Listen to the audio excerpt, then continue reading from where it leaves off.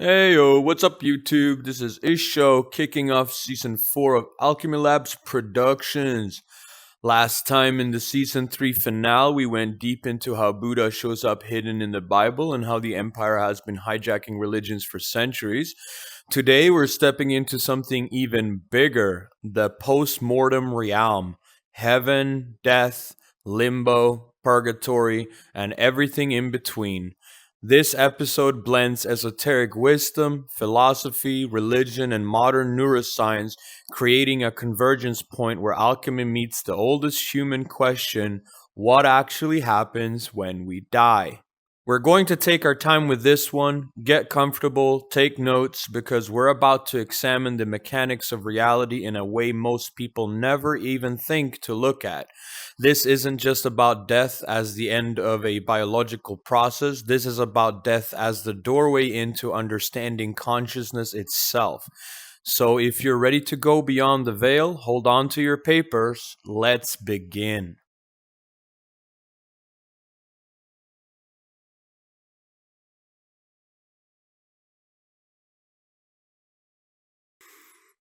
We begin in the physical world.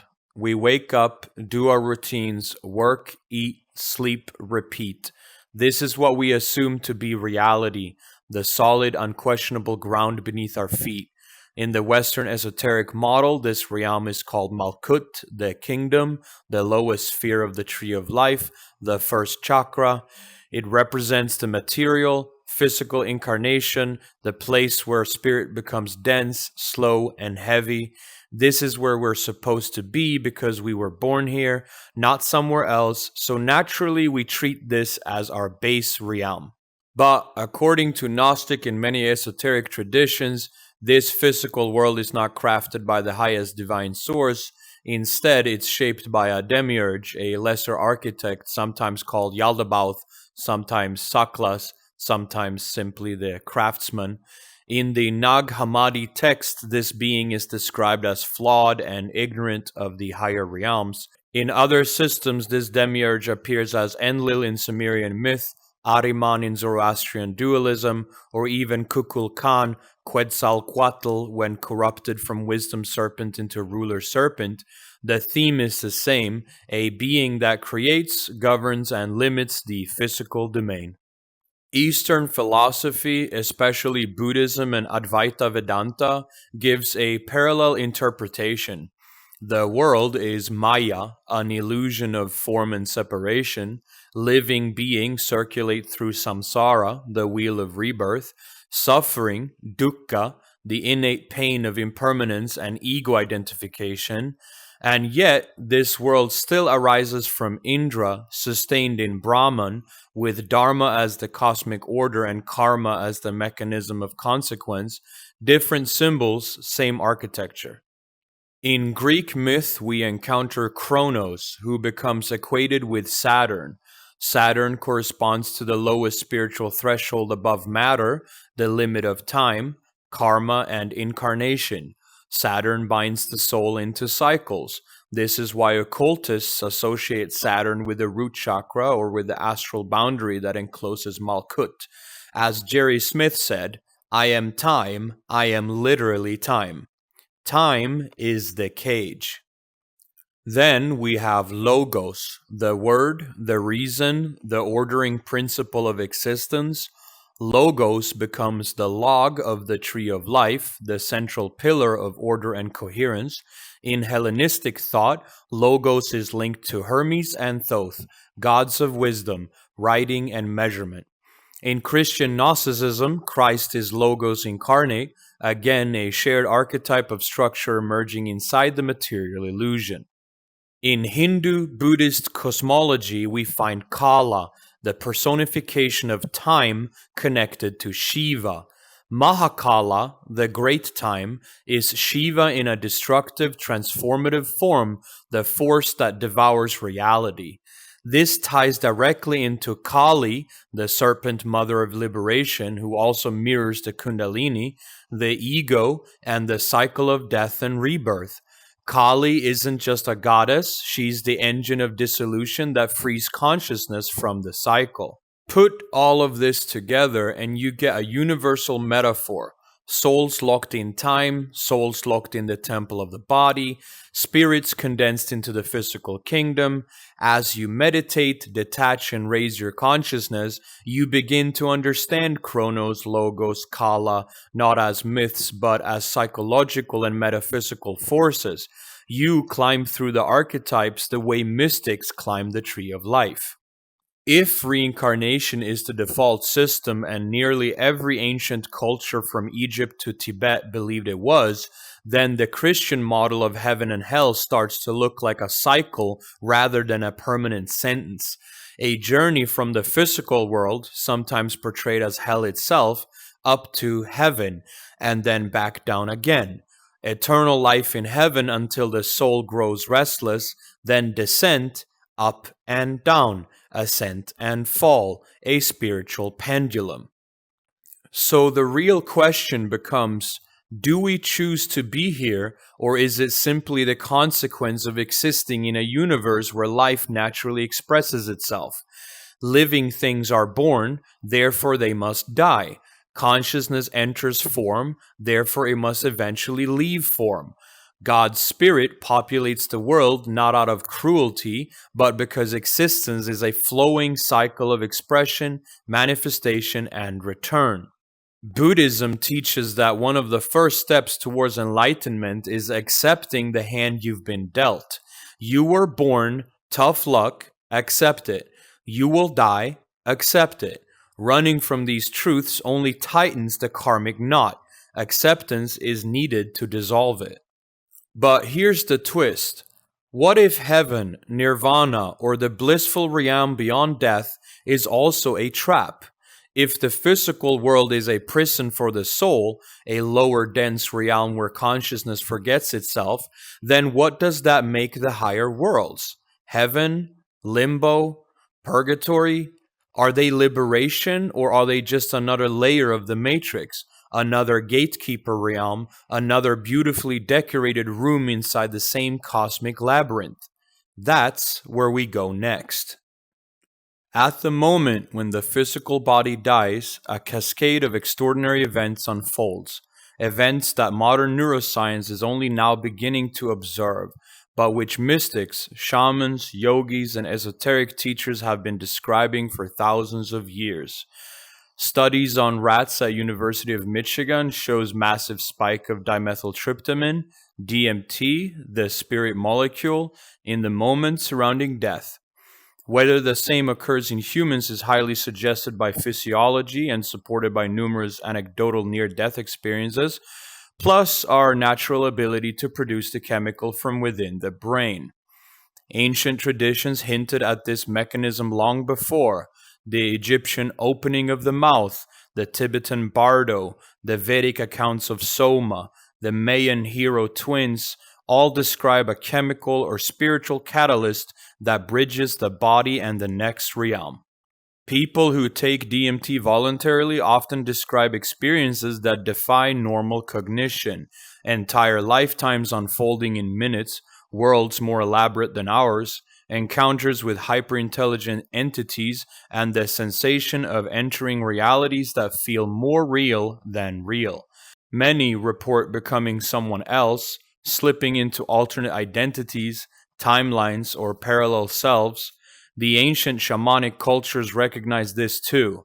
The Shipibo Konibo mapped spirit cities. The Eleusinian mystery spoke of descending into the underworld to meet divine beings, and the Hindu rishis described lokas, accessible through altered states. Because DMT alters time perception dramatically, stretching moments into eternities, a few seconds of neural activity could expand into centuries for the consciousness experiencing it. Just like dreaming compresses vast experiences into a few hours of REM sleep, the dying brain may grant entire lifetimes in a single biological moment. From the outside, death appears instantaneous, but from the inside, the mind becomes a universe, a complete inner cosmos where memory, imagination, karma, and archetypes blend seamlessly. Here lies a powerful paradox. The bumblebee shouldn't be able to fly, yet it does by vibrating its wings to create microturbulence. In the same way, consciousness does not know how to die. It simply transitions into whatever channel the brain or the soul can provide. Awareness refuses to extinguish itself, it spills forward. Like energy, it cannot be destroyed, only changed from one type of energy to another. This parallels countless traditions: the Egyptian Ka leaving the body, the Norse Hugr traveling realms, the Gnostic soul ascending past archons, the Buddhist mind stream navigating the bardo. Each culture describes the same principle: death is a dream that feels like eternity. Think about this. While alive, your soul is tethered to the body, dreaming only at night. But when that tether breaks, the mind unbound can explore its own infinite potential. It may encounter its shadow self, revisit karmic imprints, unfold entire mythic lifetimes, or traverse realms described in every mystical system: liminal bridges, astral planes, false heavens made of memory, self-generated purgatories made of fear or desire.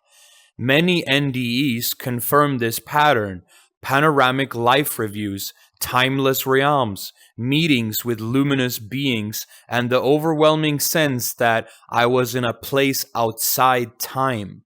DMT may not be causing hallucinations at all. It may be revealing the mechanism of consciousness, the way awareness separates from matter, how time dilates near the threshold of death, and how the soul might finally release itself or trap itself. The implications are staggering. For the bystander, death is a moment. For the one dying, it may be lifetimes, civilizations, entire epics of becoming and undoing. Death becomes a doorway into a realm where reality is both infinite and intimate, terrifying and breathtaking. The dying process isn't only biological, it is alchemical, a final transmutation where consciousness is refined, tested, and revealed. And this is why every mystical, esoteric, and religious system emphasizes preparation, meditation, detachment, purification, presence, because the moment of death is not just an ending, it is a test, a judgment not from an external deity, but from the clarity of your own awareness. The ego either dissolves gracefully or clings and loops. The soul either recognizes its nature or gets lost in its own projections. Death, in this model, is the ultimate mirror, the final teacher, the passage where mastery over the self, or the lack of it, becomes unmistakably clear. If we take a step into the mind-bending realm of quantum physics and consciousness, we find a phenomena that helps explain the soul's journey through physical life and the afterlife alike. Schrödinger's cat is both dead and alive until observed, but if we consider the experiment from two viewpoints, the scientists and the cats, a paradox emerges that opens the door to quantum immortality. From the scientist's perspective, the cat must be in one of two states, or in a fluctuating superposition before the wave function collapses. But from the cat's subjective perspective, it only ever exists in a timeline where it continues to live. It cannot experience its own death. Consciousness can only observe the branch in which it persists. If the many worlds interpretation is even partially true, then hidden timelines exist parallel to our main canon timeline, what we can call our base reality. This is the essence of the quantum immortality hypothesis. Every possible outcome of every quantum event does occur somewhere in space and time, but consciousness can only travel the branches where it continues logically. From your perspective, you never die. You simply shift into a parallel timeline where your survival continues. The cat may die from the outside, but from the inside, it always survives the experiment. Now, apply this to human consciousness. Every near-death event, a car crash, an illness, or old age, might simply be a moment where awareness slips into a branch where survival persists. Each death becomes an illusion. Each narrow escape becomes evidence of continuity. From the inside, there is no end, only infinite divergences into timelines where you remain alive. This is both the mercy of God and the horror hidden in the depths of the mind. If we remain unaware of the structure of reality, the physical plane, the dream realm, or the astral, then quantum immortality becomes a kind of purgatory, endless parallel lifetimes, endless unfinished stories, endless karmic loops. We escape physical death, yet remain bound by illusion, attachment, and the dramas we refuse to transcend. Mystics throughout history warned about this. They taught that the mind is eternal, that consciousness is a flowing river moving across lifetimes, realms, and states. The goal is not to cling to the river forever. That is not liberation. The goal is to navigate it with clarity, wisdom, with insight, and with detachment. I know this is all a wild take, but quantum researchers are doing the exoteric microcosm of Buddhism, and the esoteric macrocosm of Buddhism is waiting on the other side, at the bottom of that scientific half-full glass. If then combined with the subjective effects of reports of DMT, with a dying cat in a box, the transition would seem seamless from the consciousness perspective. Who is to say that you would simply wake up from having a bad dream at home the day before, and you would think of it as a bad dream, but you actually crossed over into DMT La La Land while you were in the box? So purgatory becomes a creation of our own doing, not through wishful thinking, but as a survival mechanism of the brain dying before the spirit leaves the body. Quantum immortality is the scientific shadow of an ancient teaching. Infinite existence without enlightenment is not freedom, it is a gilded trap. So what happens immediately after death? Or more precisely, what are the realms that consciousness might encounter during the transition? Many have heard words like limbo, purgatory, or bardo. Gnostics speak of archonic traps, cycles where souls are harvested, recycled, or deceived, but perhaps there's a simpler way to understand these states, one that's psychological, neurological, and metaphysical all at once. What if these realms are nested dream loops generated by your own mind as it struggles to process the shock of separation from the body? Imagine this. You have no memory of dying and you wake up in a world almost identical to this one. Your house is the same, your routines are intact, your friends behave normally, everything appears stable, except something is slightly off. A detail is misplaced, a certain type of conversation is impossible, a coincidence breaks the logic of your life. This is the essence of a false awakening. You wake up, live out an entire sequence, only to discover you were still dreaming. The cycle repeats again and again, each dream more convincing than the last. Now imagine experiencing this while the brain is releasing massive amounts of DMT. How would you ever know whether you were in a physical reality or inside a perfectly coherent dream simulation generated by your dying mind? The mind clings to identity, memory, and familiarity. These things are not evil, they are natural, but at death, this clinging becomes a prison.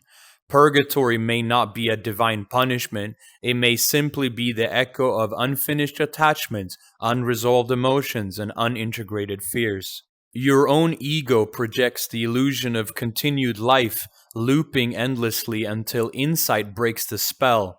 This is moksha, liberation, the breaking of the samsaric wheel. This aligns with the most consistent reports from DMT users, lucid dreamers, near-death experiencers, and astral travelers.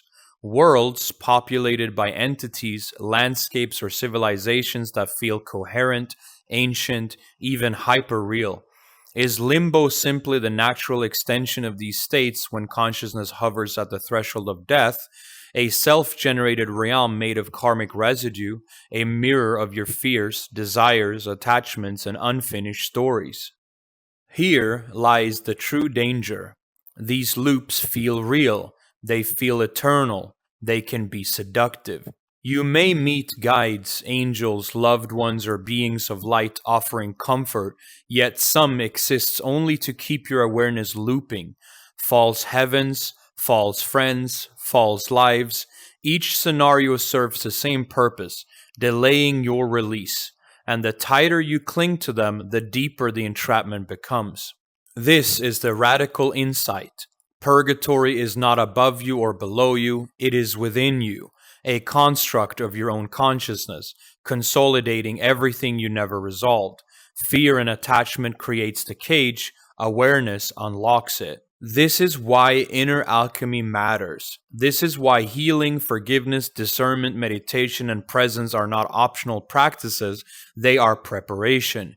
Because when death comes, the mind will try to manufacture continuity, even if that continuity is a prison gilded with nostalgia.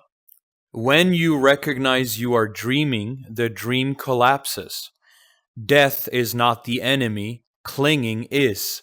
And liberation is simply the ability to let go, fully, consciously, without fear, so when the final breath comes, the mind does not trap you in a beautiful illusion or a looping purgatory of your own making. I want to go to heaven, people say while alive, yet their lives often create chaos, suffering, and discord around them, like a snowplow clearing everything in its path. In the same way, we might ask, would you like to lucid dream a perfectly lived life? Imagine a world without hunger, without pain, without aging or decay, a reality where everything is pleasurable, harmonious, effortless, where every desire is fulfilled, every wish satisfied. Eternal bliss, who wouldn't want that? Who wouldn't chase a paradise like this? Yet here lies the paradox. Eternal comfort can be a prison. Pleasure without challenge or growth preserves the ego instead of dissolving it. The Buddhist warns of the Deva realms, planes of unimaginable bliss where beings exist for eons, only to eventually return to samsara once their karma expires. Christians spoke of deceptive angels of light, false paradises that appear beautiful but bind the soul. The Gnostics described realms of constructed light, designed by archons to entrap consciousness in pleasure, preventing the soul from returning to the source. Why is this dangerous? Because bliss, when it comes without struggle or purpose, reinforces identity. Memories persist, attachments endure. Pleasure without growth is still a loop, like purgatory, only gilded, intoxicating, and seductive. This golden cage works on a simple principle. If you are content, if you are satisfied, you have no desire for liberation. Your mind equates comfort with freedom, yet true freedom requires release, not accumulation. You could exist in perfect harmony forever and still be spiritually imprisoned. The trap is so convincing, so alluring, that even the most awakened souls might choose to linger, unknowingly repeating cycles of stagnation. Here's the key insight. Any state, even blissful, that preserves attachment is a prison. Liberation is not pleasure. Liberation is not comfort. Liberation is the willingness to let go even of the most attractive illusions. The real challenge is recognizing when a state that feels good is secretly holding you back. Limbo, purgatory, and even heaven are steps in the soul's journey, stages where release and closure are required. They exist for consolidation, for making amends, for facing oneself, but if we cling, if we fail to let go, even these realms can become gilded cages. The river of transition waits for no one. Beyond it, there is no return. The lesson is simple and eternal. Freedom is not found in pleasure, it is found in release. Across cultures and across time, the crossing of a mystical river or ocean recurs as a symbol of the soul's journey after death. In ancient Egypt, the Nile of the underworld marks the path of judgment and purification. The Greeks spoke of the river Styx, the liminal boundary separating the living from Hades. Christianity refers to the Sea of Death, a passage to eternity. Buddhism describes the ocean of samsara, a vast expanse of impermanence and suffering that must be navigated with awareness. What is the thread that ties these symbols together? Detachment. The river or ocean cannot be crossed while carrying baggage, wealth, power, status, even one's own identity must be surrendered. This is not punishment, it is the natural law of consciousness. Clinging binds the soul, letting go liberates it. Mystics consistently teach that the crossing begins before death. By practicing detachment in life, you prepare the spirit for ultimate release. Meditation, self-inquiry, surrender, these condition the mind to flow rather than resist. The soul learns to ride the current instead of fighting against it. The challenge is deceptively simple yet profound. Can you release your attachments while still alive? Not tomorrow, not later, but now. Money, pride, relationships, memories, each is a weight. The more you clutch them, the heavier you become. And when the time of crossing comes, the river will not carry the resistant. Christ captured this truth precisely. Whoever would save his life will lose it, but whoever loses his life for my sake will find it. The Buddha echoed the same. Attachment is the root of suffering. Both point to the same ocean, the same crossing, a journey requiring absolute surrender, a letting go of everything that defines the ego. Even small acts of surrender accumulate. Forgiving grievances, releasing the desire for control, practicing humility in daily life, each lightens the soul. By the time death arrives, the current of the crossing feels natural. Resistance dissolves and the soul flows freely. The key takeaway? You cannot take your ego across. Titles, stories, and memories dissolve. What survives is pure awareness, the spark behind identity. This is the true self, eternal, indestructible, and beyond the illusions of the physical or mental world. Death is not an end, it is the ultimate alchemical process. In life, the ego is lead, dense, heavy, bound to material concerns. The spirit is gold, luminous, light, immortal. Life itself is the furnace, and death is the final fire, testing everything the soul has forged along the way. If we cling to lead, we sink back into samsara, cycling endlessly through rebirth, attachments, and illusions. But if we transmute, if we practice surrender, awareness, and detachment while still alive, the soul rises, unbound, radiant, and free. This is the philosopher's stone, not a literal object, but the awakened consciousness that has died before dying. The ego is attached to identity, memory, and narrative. It seeks continuity, comfort, and recognition. None of this survives the threshold of death. Memories dissolve like smoke, titles crumble like dust. What remains is pure awareness, the observer behind all thoughts, the eternal witness. This is the gold of the soul. Mystics across traditions describe this transformation in different languages. Ego death in Zen and Tibetan Buddhism, the complete dissolution of self-identity, gnosis in Gnosticism, awakening to divine knowledge beyond the material veil, nirvana in Buddhism, the cessation of craving and liberation from samsara, resurrection in Christianity, the triumph of spirit over body and death itself. The pattern is unmistakable. All paths points to transmutation. Lead becomes gold, the ordinary self dies, and pure awareness is liberated. This is not metaphorical fluff, it is the literal structure of consciousness at the threshold of death. And here's the practical insight. The work begins today. Each act of compassion, each moment of mindfulness, each surrender of desire is a mini transmutation, a rehearsal for the final fire. The soul is refined incrementally, preparing to cross the ultimate river with grace. The danger lies in clinging to life, to identity, to fear. Each attachment is lead. The more we resist, the heavier the ego, the slower the ascent, and the more painful the rebirths and loops of illusion. The goal of alchemical death is therefore mastery over self, to recognize the transient, embrace the eternal, and transform the lead of attachment into the gold of awareness. Death is not annihilation, it is the unveiling of what has always been luminous within. The Matrix films gave mainstream audiences a taste of ancient wisdom. Reality is not what it seems, and awakening is possible, but Neo's red pill was only a symbol.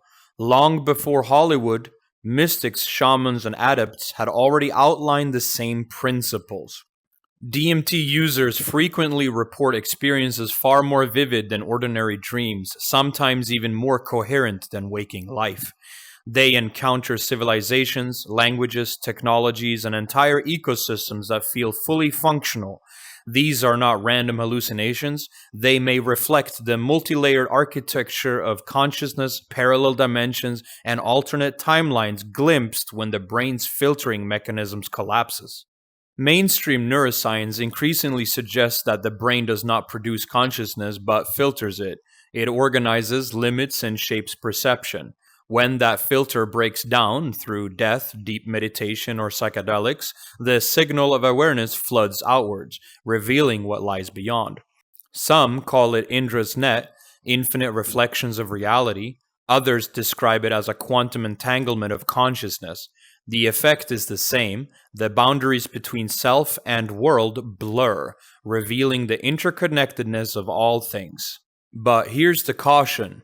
Not all experiences are liberating. Some realms encountered through DMT or during dying states are traps, reflections of unresolved karma, fears, or attachments. Some are false heavens, seductive illusions that prolong clinging. Others are labyrinthine loops of limbo, nested dream layers where awareness is recycled until it learns detachment. The parallel with the Matrix is striking. Humans plugged into the system, consuming what the simulation presents, never questioning, never awake. The difference? The red pill was always available. Awareness, meditation, mindfulness, ethical living, and inner work. These are the keys to navigating the dream, to distinguishing liberating worlds from looping traps, to maintaining consciousness beyond the filters of the body and mind.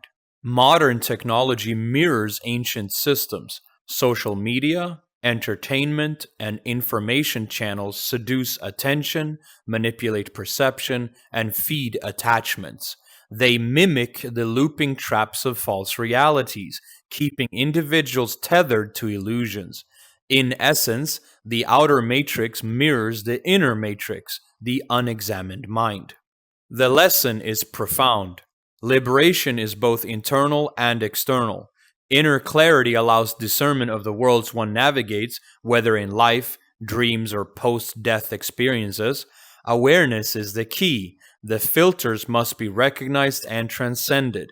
Meditation, reflection, and conscious practice are the red pills we can take in daily life, preparing for the ultimate dissolution of the body and the expansion of consciousness beyond the physical. So, how do we take all this knowledge about death, consciousness, and the multidimensional architecture of reality and turn it into something useful? How do we prepare here and now, in the body and mind we currently inhabit, for the ultimate crossing? First, practice detachment.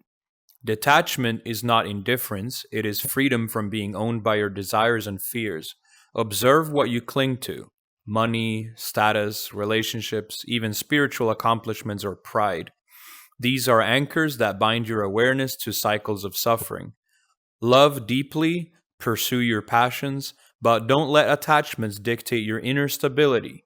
Detachment allows you to act from wisdom rather than compulsion. Second, practice awareness. Meditation, mindfulness, contemplation, and prayer are the tools of the awakened. Stillness becomes a sword that cuts through the illusions of life.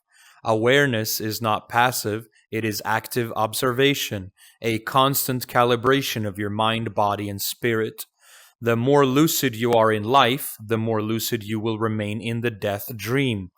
Awareness allows you to perceive traps, false paradises, and looping consciousness before you are caught in them.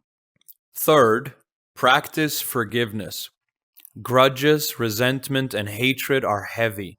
They act like lead in the soul, dragging awareness into repetitive cycles. Letting go of pain, forgiving others and yourself, is a purification process. It lightens the vessel for consciousness, allowing the spirit to rise freely in the after-death realms. Forgiveness is not moralistic, it's strategic alchemy. Fourth, practice remembrance. Remember who you truly are, not your body, not your story, not your ego, but the awareness behind it all. This is the divine spark, the eternal witness, the consciousness that transcends the body. Practice reconnecting to this essence daily. Visualize it, meditate on it, affirm it. This remembrance is what anchors you during moments of intense fear, suffering, or transition. It is the seed of immortality. Integration into daily life. Observe your reactions to pain, pleasure, and temptation. Ask yourself, is this reaction mine or a conditioned loop? Notice distractions that consume your energy. Media, gossip, consumerism. They are modern traps designed to fragment attention and anchor consciousness in illusion. Regularly confront your attachments. Imagine releasing wealth, status, or even the desire to be right. Experience that liberation mentally and emotionally before the body dies. Reflect on mortality daily, not in morbid obsession, but as training for detachment and preparation for the soul's journey. Ultimately, practical alchemy is about preparing the vessel, clarifying the mind, and freeing the spirit before the ultimate crossing. It's about living a life that minimizes fear, maximizes clarity, and strengthens awareness so that when the body ceases, the consciousness moves freely without entanglement. If 30 seconds of DMT at death can become centuries of subjective experience, are we already living in the echoes of previous lives? Could this explain déjà vu, intuition, or the haunting sense that life is both fleeting and eternal? If Schrödinger's cat never experiences death from the inside, could your consciousness be slipping into timelines where you always survive? And if so, are you truly living, or endlessly cycling through parallel lives, unable to escape your attachments? If purgatory is a projection of unresolved attachments, what chains are you forging right now that could bind you beyond this life? Are your fears, desires, and grudges tethering your consciousness to endless loops? If heaven is not liberation but a trap of perpetual bliss, can you distinguish between pleasure that elevates and pleasure that enslaves? What joys in your life are nourishing the soul and which keep it entangled in illusion? The river of death demands complete release. What are you most afraid to let go of? Your name, your memories, your identity? And if you cannot surrender, what illusions will follow you into the next cycle? If amnesia after rebirth is mercy, designed to give the soul a clean slate, what does that say about memory and forgetting? Could forgetting be part of the divine design to allow evolution of awareness? If life and death are both illusions woven from the fabrics of Maya, then who are you when the dream ends? When all the stories, all attachments, all roles dissolve, what remains? Can you recognize the consciousness that witnessed it all? Truth can often be stranger than any fiction. The topics we've covered and questions explored and the wonder they stir are just threads in a much larger infinite tapestry. Take what resonates with you, explore the unknown, and never stop questioning the answers you've been given. Subscribe if you wish to journey further down the spiral into the forgotten, the forbidden, and the transformative. Together, we can seek wisdom that reaches beyond the perceived boundaries of belief.